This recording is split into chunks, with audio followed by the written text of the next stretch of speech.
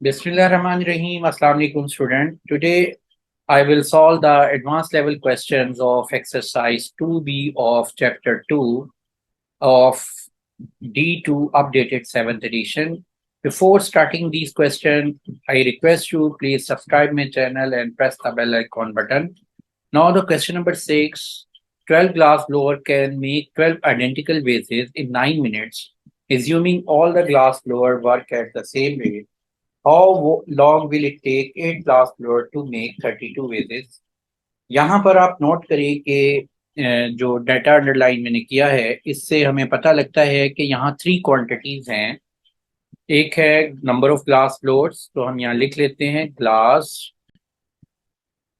Blowers, और दूसरी जो क्वांटिटी है वो है वेजेस, और तीसरी क्वांटिटी है टाइम।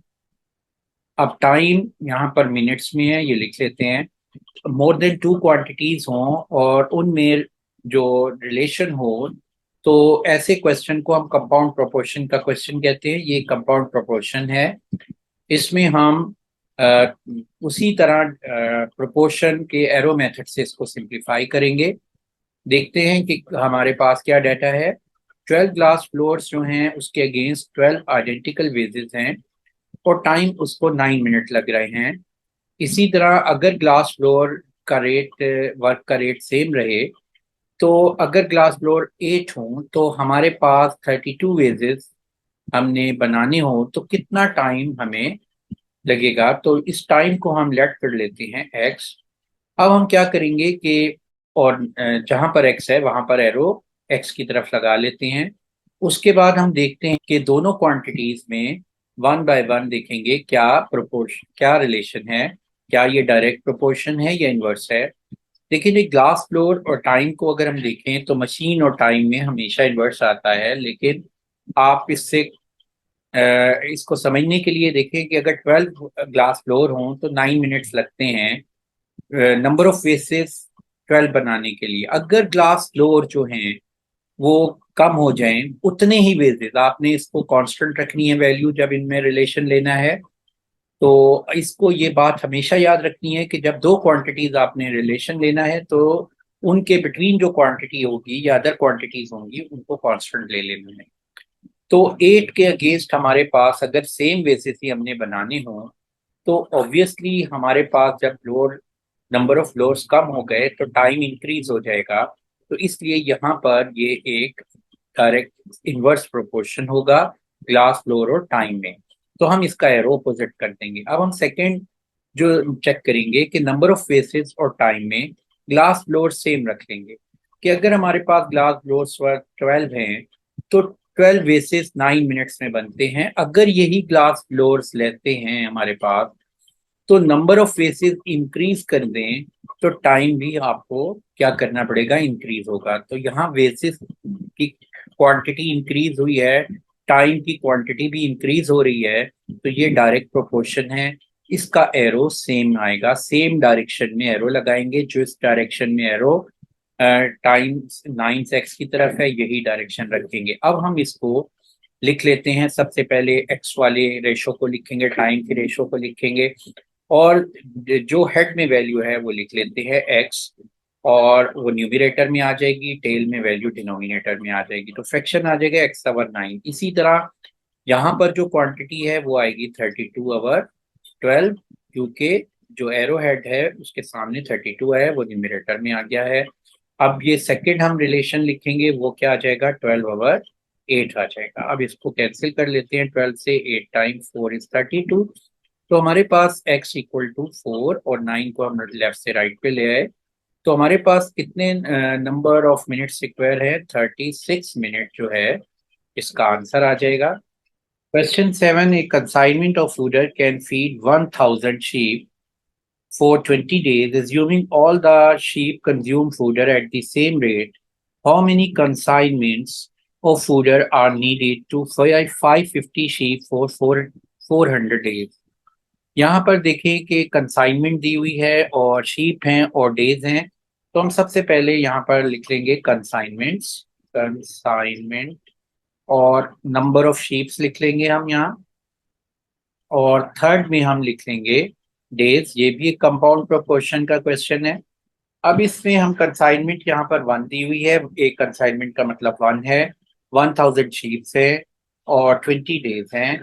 और यहाँ पर sheep number of consignment find करनी है हमने, उसको हम लेट कर लेते हैं एक्स। कितनी शीप के अगेंस्ट? 550 शीप्स के अगेंस्ट और 400 डेज हैं।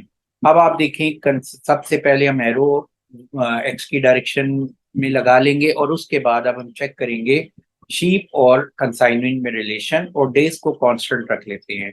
सपोज हम 20 डेज के अगेंस्ट हम ये देखते हैं कि 1000 शीप के लिए कंसाइनमेंट 1 कंसाइनमेंट चाहिए। अगर शीप्स कम हो जाएं तो ऑब्वियसली कंसाइनमेंट जो होगी हमें कम चाहिए होगी उतनी ही डेज के लिए, अगर हमें फीड कंज्यूम करवानी है। नंबर ऑफ शीप्स कम हो रही हैं, कंसाइनमेंट भी कम होगी, तो ये डायरेक्ट प्रोपोर्शन है, तो इसका एरो भी इसी डायरेक्शन में हम मार्क कर देंगे। नेक्स्ट हम देखेंगे कंसाइनमेंट और डेज। जब हम कंसाइनमेंट और डेज के दरमियान रिलेशन लेंगे तो शीप को हम कांस्टेंट रख लेंगे, और शीप को कांस्टेंट रखते हुए हम सपोज कर लेते हैं कि हमारे पास 1000 शीप के लिए 1 कंसाइनमेंट 20 डेज के लिए काफी है। अगर इतने ही शीप्स के लिए 400 डेज के लिए हमें फूड चाहिए, तो वो फूड के लिए कंसाइनमेंट जो होगी हमें बढ़ानी पड़ेगी, टोटल फूड इंक्रीज करनी पड़ेगी, तो कंसाइनमेंट भी इंक्रीज होगी, डेज इंक्रीज और कंसाइनमेंट इंक्रीज, तो ये भी डायरेक्ट प्रोपोर्शन है। तो हमारे पास इसमें भी एरो डाउनवर्ड डायरेक्शन में हम लगा लेंगे।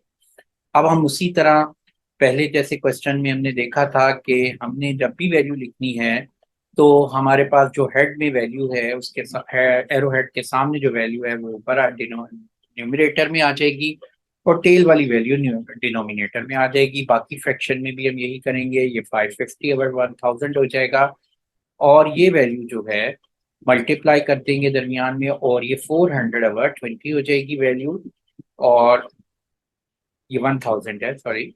और अब हम इसको डिवाइड कर लेते हैं, ये 0 0 से कैंसिल, ये 0 इस 0 से कैंसिल, और ये 0 इस 0 से कैंसिल। तो ये मेरे पास वैल्यू आ रही है 55 को 4 से मल्टीप्लाई कर लेते हैं, तो ये वैल्यू आ जाएगी 220/20। तो इसको डिवाइड किया तो ये 2 टाइम्स 11 इज 22। तो 11 कंसाइनमेंट्स हमें चाहिए होंगी 550 शीट्स को 400 डेज के लिए। तो ये आंसर आ चुका है हमारे पास।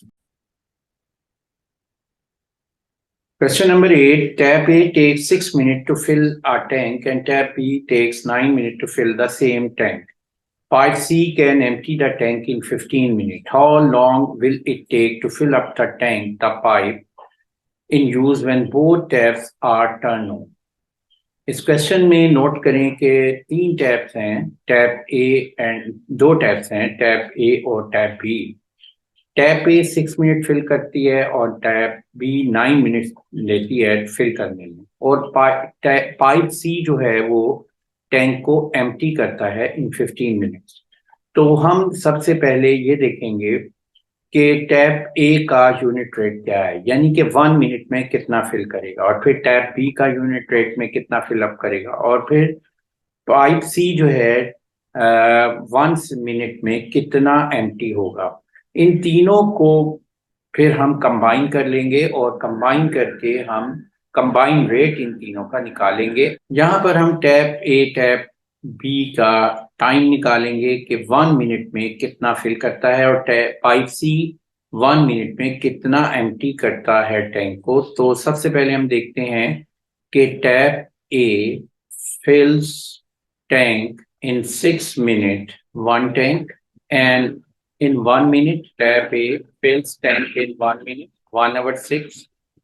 और इसी तरह हम टैप बी का ले लेंगे, टैप बी फिल्स टैंक, यहाँ पर 9 मिनट्स दिया हुआ है, 9 मिनट्स में 1 टैंक फिल करता है ये टैप बी जो है, और 1 मिनट में tap B fills tank in 1 minute,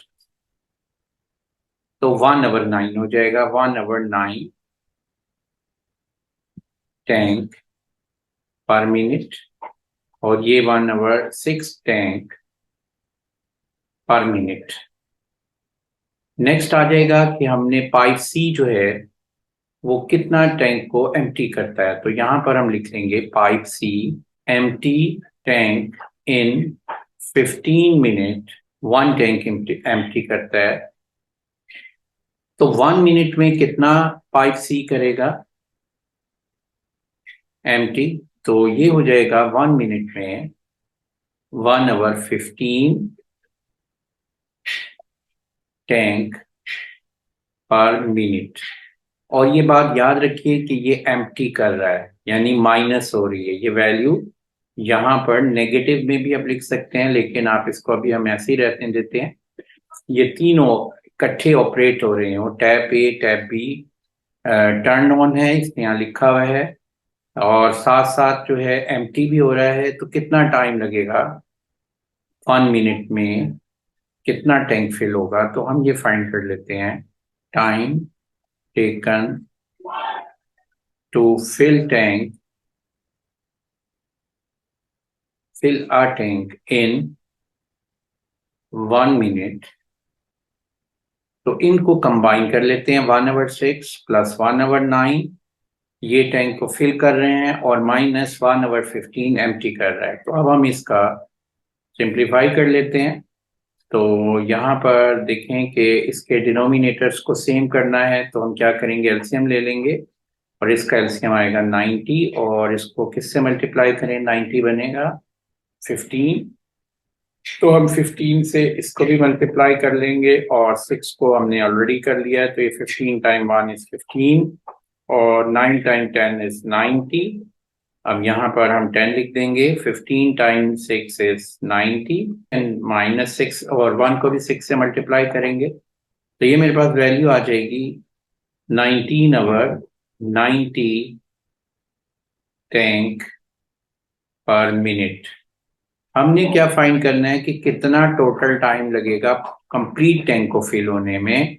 तो हम यहाँ कर सकते हैं टाइम एंड कैपेसिटी टैंक। तो यहाँ पर हमारे पास कितनी कैपेसिटी है 1 मिनट में, ये टाइम मिनट्स में दिया हुआ है, तो 1 मिनट में कितना फिल कर रहा है 19 आवर 90। तो टी टाइम में कितना फिल करेगा हम रख लेते हैं, हमने कितना फिल करना है, फुल टैंक फिल करना है, 1 टैंक फिल करना है। तो हम यहाँ लिख देंगे कि time to fill the tank 1 tank completely. अब आप क्या करेंगे कि यहाँ पर ये एरो इस तरह लगा लेते हैं, हम इसको पता ही है आपको, T/1 हो जाएगा ये, और ये टाइम और कैपेसिटी में डायरेक्ट प्रोपोर्शन है। 1 मिनट में अगर 19 आवर 90 फिल होता है, तो अगर टैंक की कैपेसिटी इंक्रीज होगी तो टाइम भी ज्यादा लगेगा। तो ये डायरेक्ट प्रोपोर्शन है, इसका एरो भी इसी डायरेक्शन में आ जाएगा, और हेड के सामने टी आ जाएगा और टेल के सामने 1, तो ये फ्रैक्शन हो जाएगा T/1, और ये हो जाएगा 1 डिवाइडेड बाय 19 आवर 90। तो हम इसको ऐसे लिख सकते हैं, T=1 डिवाइडेड बाय 19 आवर 90, और इसको मल्टीप्लाई में जब हम कन्वर्ट करते हैं तो क्या वैल्यू बन जाती है 1 मल्टीप्लाई 90/19। तो इसको हम सिंप्लीफाई कर लेते हैं, तो 19 टाइम 4 जो होता है वो 76 होता है। 90 में से 76 माइनस हुए 14, तो 14 रिमाइंडर आ गया है, और 19 जो है एज इट इज आ जाएगा, और ये हमारे पास टाइम आ जाएगा 1 टैंक को फिल करने में। तो ये आ गई वैल्यू मिनट्स में 414/90। This is the time to fill the tank. Question 9, a contractor agrees to lay a road 3,000 meter long in 30 days, 50 men employed, they work 8 hours a day, 20 days he find only 1,200 meter road complete. How many more men does he need to employ to finish the project on time if each man now works 10 hours a day? सबसे पहले हम यहाँ data लिख लेते हैं कि total length कितनी है। यहाँ टोटल लेंथ है रोड की वो है 3,000 मीटर, और इसके ये जो कंप्लीट करती है 3,000 मीटर कंप्लीट करना है कितने डेज में, इन 30 डेज।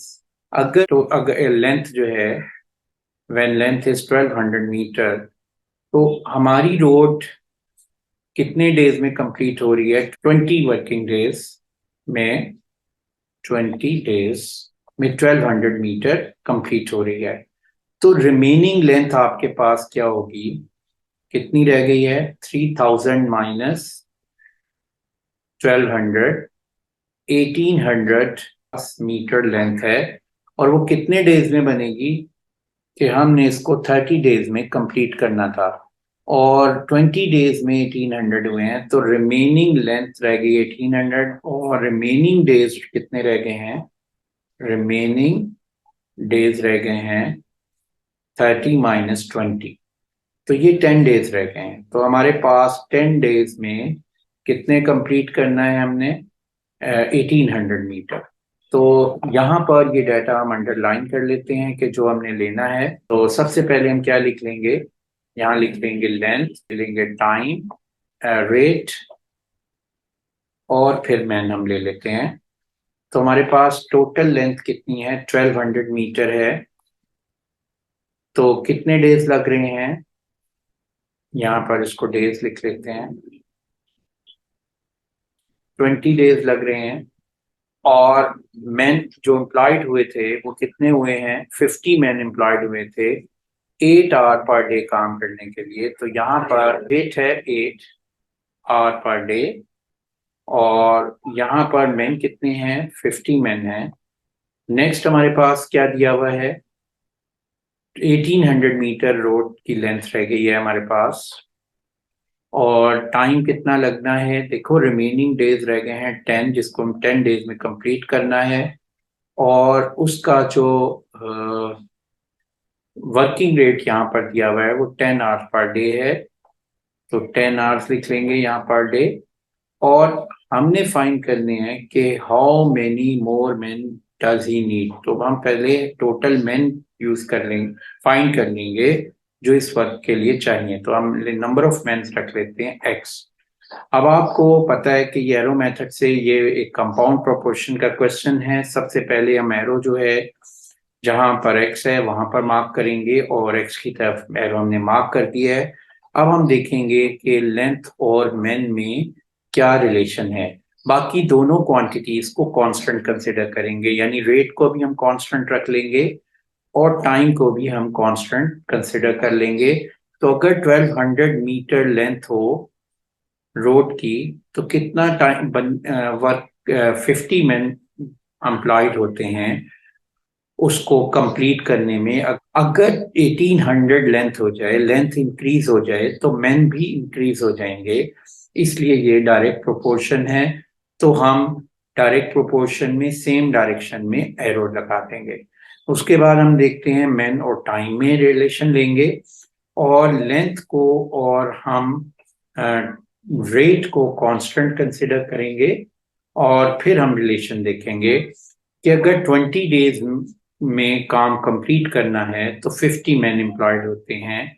अगर वही काम, यानी हमारे पास जो टोटल लेंथ है रोड की, उतनी ही लेंथ उसी रेट में वर्क करते हुए हमने 10 डेज में कंप्लीट करनी हो, तो देखो डेज कम हो चुके हैं, तो टाइम उतनी, लेंथ वही है, रेट वही है, तो हमें मैन क्या होंगे, क्या एम्प्लॉय करने पड़ेंगे? ज्यादा एम्प्लॉय करने पड़ेंगे। टाइम कम है और मैन इंक्रीज हो रहे हैं। तो ये क्या हो गया है? ये एक इनवर्स प्रोपोर्शन है इन दोनों क्वांटिटीज में।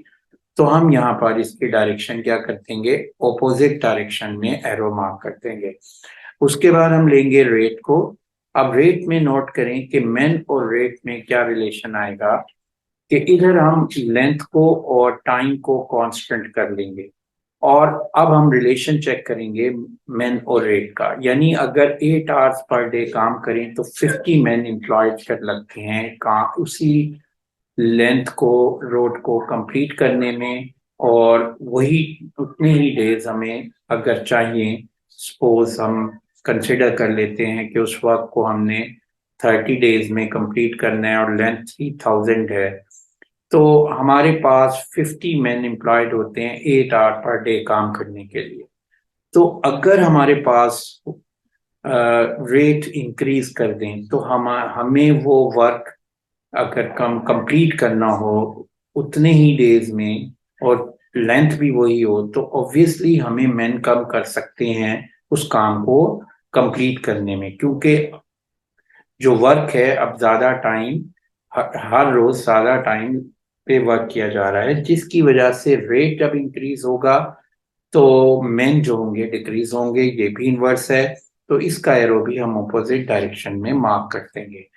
और इसका शॉर्टकट ये है कि टाइम और मेन के दरमियान, या रेट और मेन के दरमियान, टाइम के दरमियान जब हम रिलेशन लेते हैं वो इनवर्स प्रोपोर्शन होता है।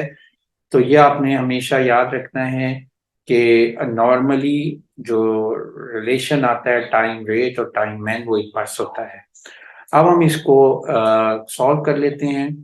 तो फर्स्ट जो हम वैल्यू लिखेंगे वो मैन की रेशो लिखेंगे, और एक्स को न्यूमरेटर में हम लिखते हैं, और क्योंकि जो एरो के सामने वैल्यू होती है वो न्यूमरेटर में आएगी, और जो टेल वाली वैल्यू है वो डिनोमिनेटर में आएगी, तो ये एक्स ओवर 50 हो जाएगा। बाकी वैल्यूज को भी ऐसे ही हम लिख लेंगे, जैसे यहाँ पर जो एरो के सामने 1800 ओवर 1800 है, टेल के सामने 1200 है, तो न्यूमरेटर में 1200 आ जाएगा। फिर मल्टीप्लाई लगाएंगे और ये वैल्यू लिख लेंगे 20/10, और इसी तरह ये वैल्यू आ जाएगी 8/10। अब हम इसको सिंप्लीफाई कर लेते हैं। तो यहाँ देखें 20 से कैंसिल कर दिए, ये 0 से। अब हम यहाँ पर इसको लिख लेते हैं x equal to 18/12 multiply by 2 multiply by 8/10 multiply by 50। हम लेफ्ट से राइट पे ले आए हैं, तो 10 टाइम 5 इज 50। और इसी तरह इसको भी डिवाइड कर लेते हैं, 6 time 3 is 18, 6 time 2 is 12, 2 time 1 is 2, 2 time 1 is 2। तो यहाँ पर हमारे पास ये वैल्यू आ जाएगी 5 time 8 is 40, 40 time 3 is 120 man. हमारे पास नंबर ऑफ मैन आ जाएंगे। हमने देखना है कितने मोर मैन एम्प्लॉयड करने पड़ेंगे, तो यहाँ हम लिख लेंगे मोर मैन। तो टोटल है 120 हम एम्प्लॉय किए हैं, पहले कितने थे 50 थे, उनका डिफरेंस ले लेंगे, तो 70 मैन जो है आंसर आ जाएगा।